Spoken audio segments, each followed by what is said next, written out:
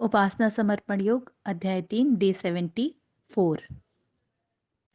नया विषय शुरू हो रहा है। लास्ट जो टॉपिक था उसमें विषय समाप्त हो गया था कि उपासना को समग्रता से अपनाएं और अंतरंग के इष्ट देव की उपासना ही सही सही उपासना होगी, अंदर ही अपने परमात्मा को प्रकट कर ले। नया विषय शुरू हो रहा है। विषय है कि इस महान अवलंबन का परित्याग न करें।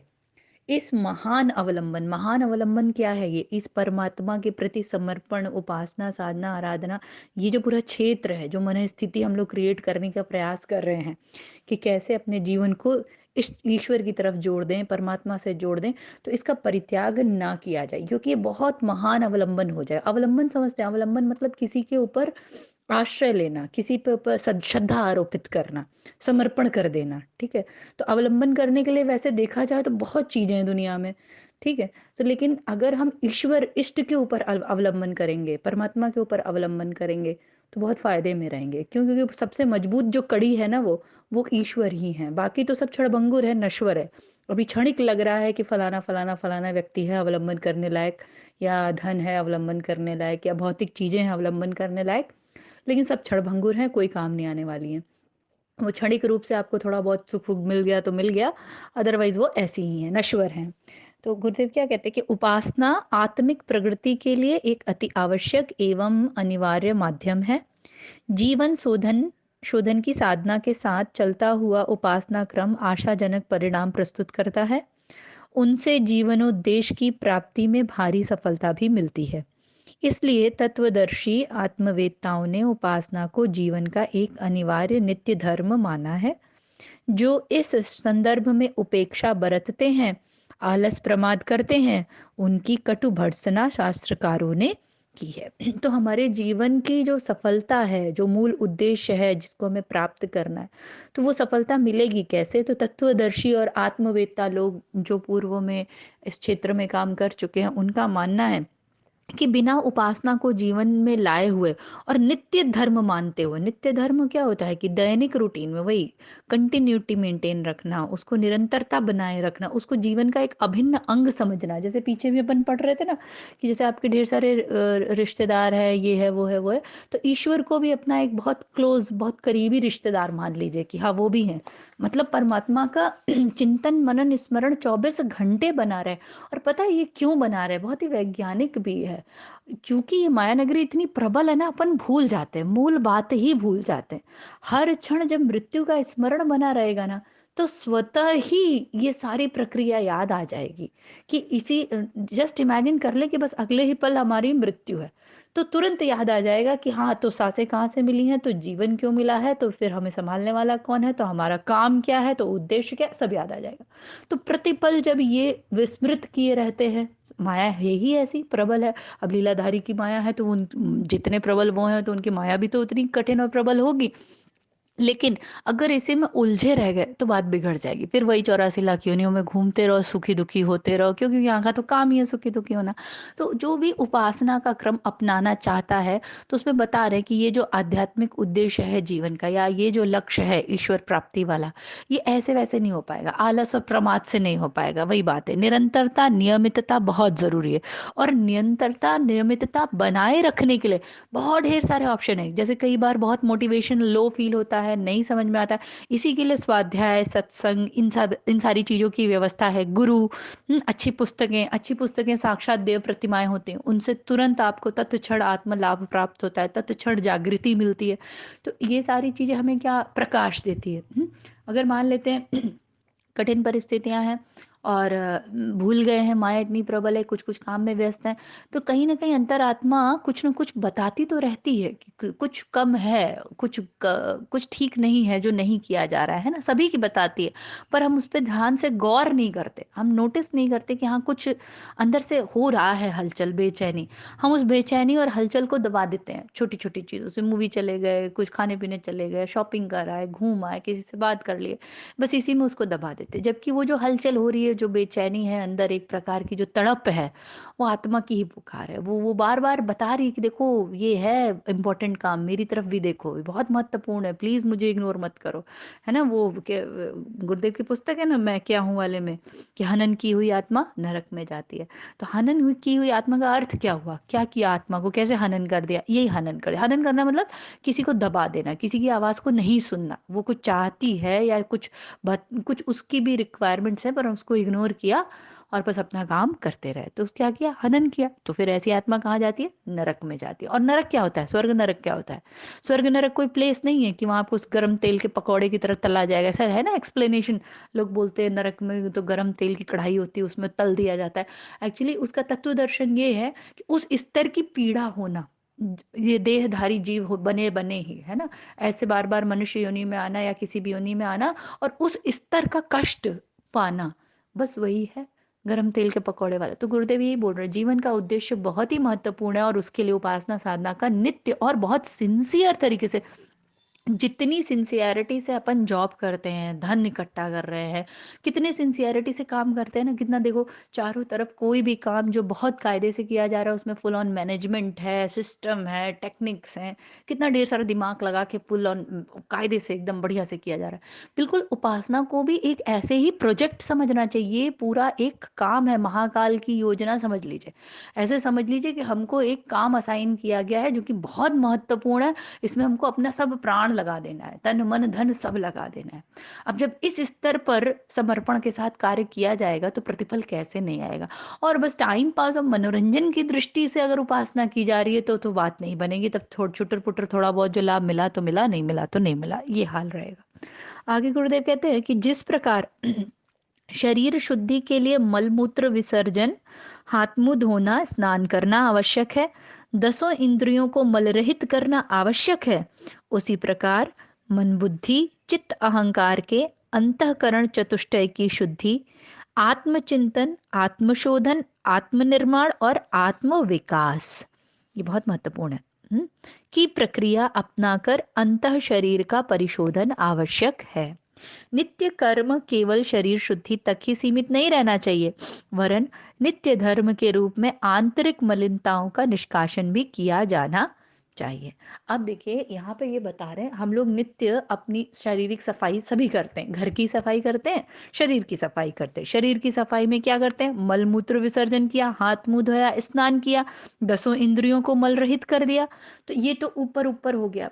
अब अंदरूनी सफाई की जो बात गुरुदेव कह रहे हैं वो उसमें आ गया हमारे उसको वेदांत की भाषा में अंतःकरण चतुष्टय बोलते हैं। अंतःकरण चतुष्टय मतलब अंतःकरण की चार चीजें हैं, उसको बोलते हैं मन, बुद्धि, चित्त और अहंकार।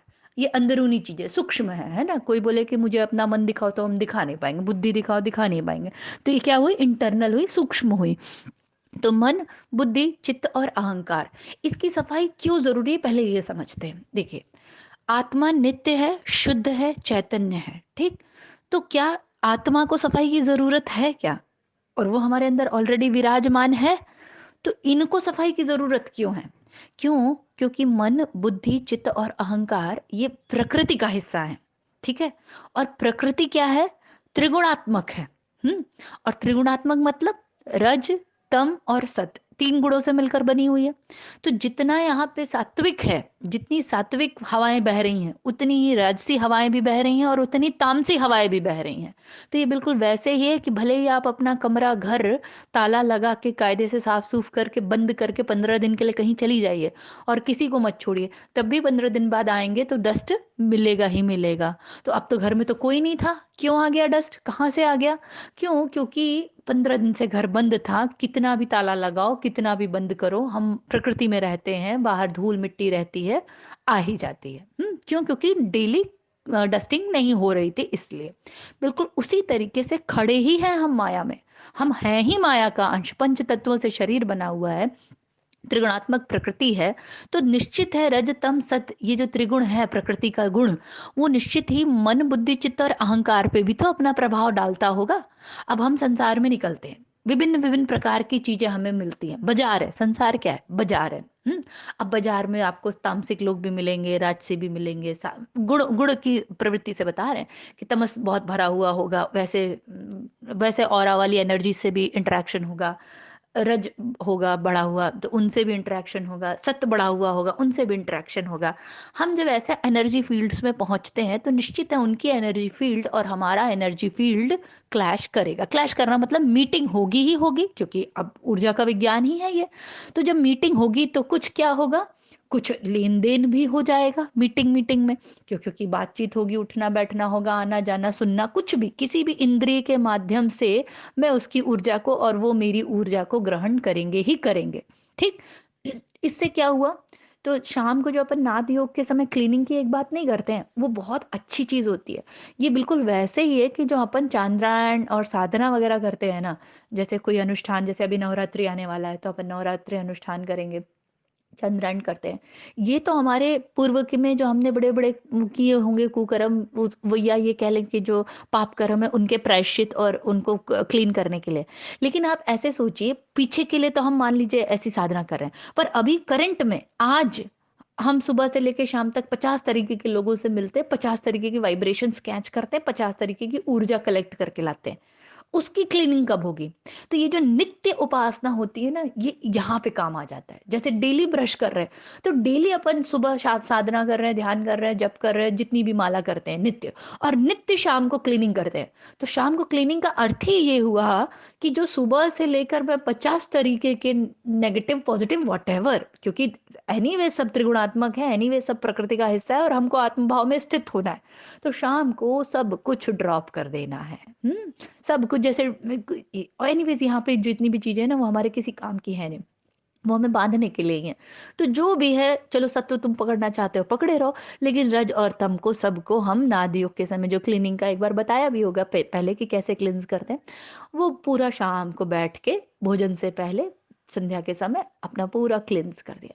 आप डेली ऐसा करो, you will feel very light, इतना हल्का फील होगा कि सारा विज्ञान ही ऊर्जा का है। हम लोग ध्यान में करते ही क्या है, धारणा ही तो कर रहे हैं ना। धारणा जो पतंजलि योग सूत्र का भी देखे, यम नियम आसन प्राणायाम प्रत्याहार धारणा ध्यान समाधि, ये जो अपन कर रहे हैं तो धारणा करते हैं, उस पे ध्यान स्थापित करते हैं और तब समाधि का सुख प्राप्त करते हैं। तो धारणा जो होती है ना बहुत महत्वपूर्ण है। तो जो अपन क्लिंज करेंगे ये यही तो धारणा करेंगे कि मैंने सब कॉर्ड कटिंग कर ली है, मैंने सब नेगेटिव एनर्जीज को या negative positive what ever is not required, ऐसे समझिए, हमें नहीं पता वॉट कि नेगेटिव क्या है पॉजिटिव क्या है, जो भी मेरे आत्म उद्धार के मार्ग में और मेरे साधना के मार्ग में, मेरे जीवन लक्ष्य के मार्ग में उचित नहीं है, उन सबको ड्रॉप करते हैं, ऐसी भावना रखते हुए। और वो सूर्य सविता देवता का तेज प्रकट, और उसमें तो बहुत ढेर सारी भावना है। गुरुदेव तो नाद योग में, माता जी तो नाद योग में कितनी भावनाएं देती हैं, ईश्वर के प्रेम में बहुत ढेर सारी भावनाएं। तो वो भावना करके हमने क्लिनजिंग कर ली। तो गुरुदेव यहाँ देखिए इसमें यही समझा रहे हैं कि क्यों जरूरी है, जैसे हम डेली नहा रहे हैं, डेली आप कितने भी अच्छे एसी वाले कार में अपने ग्लास बंद करके जाओ, कितना भी ढंग से तैयार वैयार होके खूब डीओ लगा लो, खूब अच्छे से नहा के, लेकिन जब शाम को आओ और फिर जाके सीधे एसी में अपने केबिन में बैठ जाओ और किधर भी मत जाओ, और लेकिन जब आप शाम को आओगे तो थोड़े से एग्जॉस्टेड और गंदे रहोगे ही रहोगे। गंदे रहते हैं ना, कितना भी किए रहो, कितने भी अपने आप को पैक करके जाओ। क्यों? क्योंकि बना ही ऐसे है। तो गुरुदेव देखिए शांति कुंज में तो 3 टाइम की त्रिकाल संध्या होती है, उसका कारण भी यही है। त्रिकाल संध्या का कारण ये नहीं कई लोग पूछते हैं आप लोग कितनी बार पूजा करते हो यार, कितनी बार करते हो, कितनी बार नहीं करते हैं हम, थोड़ी थोड़ी देर पे ही अब ऐसे समझो पूरा कचरा तुम एक साथ इकट्ठा कर लो। अब वही कि कोई है अपना घर कभी नहीं साफ करता है, महीने में एक बार साफ करता है, तो उसको कितनी मेहनत लगेगी, महीने में एक दिन में साफ ही नहीं होगा शायद।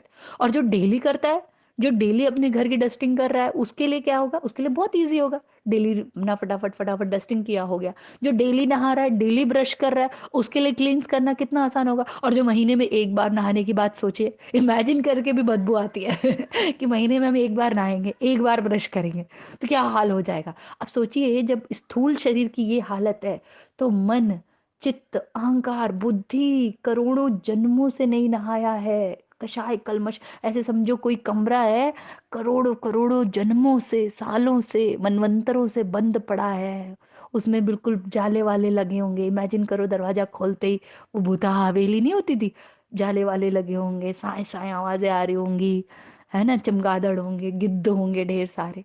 बस यही हाल है हमारे अंतःकरण का, कचड़ों से भरा हुआ एकदम। गुरुदेव कहते हैं कि इसको क्लीन करो, क्लीन करो, you will feel very light, इतना हल्का फील करेंगे। और सच है, जब आप एकदम क्लीन हो जाओ तो सारा वेट तो आपने ड्रॉप कर दिया ना, सब बोझ तो हल्का हो गया है ना, और उस परम तत्व के प्रकाश में तो ये सब जल भुन के राख हो जाता है। गुरुदेव यहाँ यही समझा रहे हैं कि मन, बुद्धि, चित्त और अहंकार, ये जो अंतःकरण चतुष्टय बोलते हैं इसको, अंतःकरण चतुष्टय की जो शुद्धि है, अब ये होती कैसे है?